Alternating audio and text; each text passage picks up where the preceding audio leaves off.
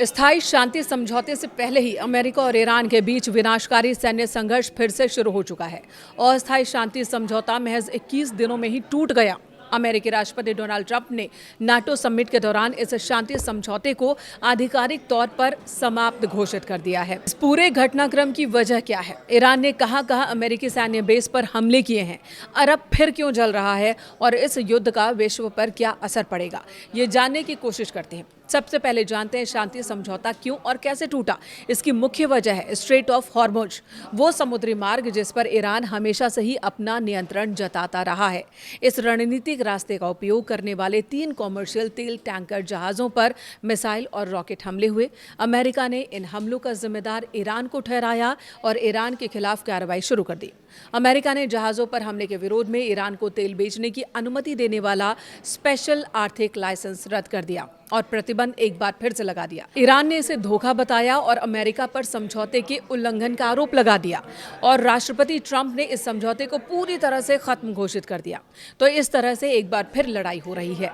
7 और 8 जुलाई को समझौता टूटने के बाद अमेरिकी सेंट्रल कमांड ने दक्षिणी ईरान, सिरीक, बहरीन, बंदर अब्बास में 80 से ज्यादा ईरानी सैन्य ठिकानों पर हमले किए हैं। 80 से ज्यादा जगहों पर बमबारी की है, जिसके जवाब में ईरान ने भी बहरीन और कुवैत में मौजूद अमेरिकी सैन्य अड्डों पर 85 से ज्यादा मिसाइलें दागी, सुसाइड ड्रोन भी दागा। अरब, अमेरिका और ईरान में ताज़ा हालात क्या हैं, ये भी जान लेते हैं। राष्ट्रपति डोनाल्ड ट्रंप ने चेतावनी दी है कि यदि ईरान ने अपनी हरकतें बंद नहीं की तो अंजाम बहुत बुरा होगा। अमेरिकी सेना हॉर्मुज स्ट्रेट में जहाज़ों की सुरक्षा के नाम पर ईरान के तटीय ठिकानों, ड्रोन साइट्स और IRGC की नावों को चुन चुन कर निशाना बना रही है। ईरान भी पीछे हटने को तैयार नहीं है। ईरान पहले से कहीं ज्यादा आक्रामक दिख रहा है। ईरान ने हाई अलर्ट घोषित कर दिया। कई शहरों में अमेरिकी बमबारी के कारण बिजली व्यवस्था भी ठप हो गई है। ईरान ने साफ कर दिया है कि वो अमेरिकी धमकियों के आगे नहीं झुकेगा और खाड़ी देशों में बने अमेरिकी बेस अब सुरक्षित नहीं है। अरब देशों की स्थिति भी बहुत गंभीर है, स्पेशली अगर बहरीन की बात करें, कुवैत, सऊदी अरब की बात करें और कतर, जहां पर युद्ध का सायरन बज रहा है।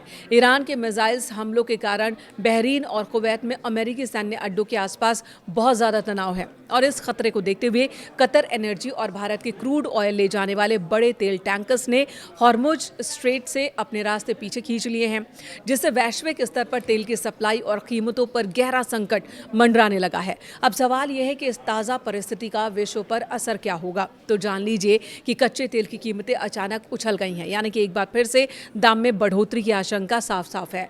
ब्रेंट क्रूड की कीमत $100 से $110 प्रति बैरल के पार पहुंचने की कगार पर है। सप्लाई चेन फिर से ठप है। भारत, चीन, जापान, यूरोपीय देशों को जाने वाले तेल टैंकर्स को अब सुरक्षित रास्तों से घूम कर जाना पड़ रहा है, जिससे माल की ढुलाई पर जो लागत है वो बढ़ गई है।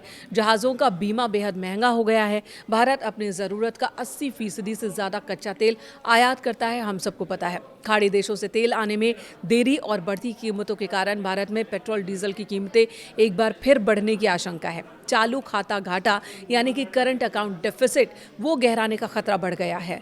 ग्लोबल इकोनॉमी पर संकट बढ़ गया है। इस महायुद्ध ने कोरोना महामारी और रूस यूक्रेन युद्ध के झटकों से उभर रही वैश्विक अर्थव्यवस्था को मंदी की तरफ धकेल दिया है। यानी कि जब अस्थायी शांति समझौता हुआ था तब ये उम्मीद जगी थी कि शायद ये समस्या अब खत्म हो जाएगी, स्थायी शांति समझौता हो जाएगा, लेकिन ऐसा हुआ नहीं।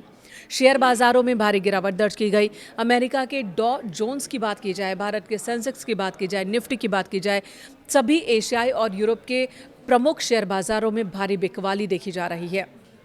निवेशक शेयरों से पैसा निकाल रहे हैं। सुरक्षित निवेश जैसे कि सोने में एक बार फिर पैसा लगाने लगे हैं। महंगाई के एक बार फिर बढ़ने की आशंका बढ़ गई। तेल की कीमतें बढ़ने से वैश्विक स्तर पर लॉजिस्टिक, मैन्युफैक्चरिंग लागत सब कुछ बढ़ जाना है और इसका परिणाम क्या होगा? दुनिया भर में खाने पीने की चीज़ें महंगी हो जाएंगी। रोज़मर्रा के सामानों की कीमत एक बार फिर बढ़ जाएगी। फारस की खाड़ी का समुद्री रास्ता ब्लॉक होने की वजह से केवल तेल ही नहीं बल्कि दूसरे व्यापारिक कार्गो जहाज़ पर भी इसका असर होगा। आवागमन प्रभावित होगा, जिससे वैश्विक व्यापार की गति धीमी हो गई है। अमेरिका और ईरान के बीच बढ़ते सैन्य टकराव ने संयुक्त राष्ट्र सुरक्षा परिषद की चिंता भी बढ़ा दी है। आपातकालीन बैठक बुलाई गई। संयुक्त राष्ट्र महासचिव एंटोनियो गुटेरेस ने इस युद्ध को वैश्विक शांति के लिए अस्तित्व का खतरा बताया। सुरक्षा परिषद की आपातकालीन बैठक हुई।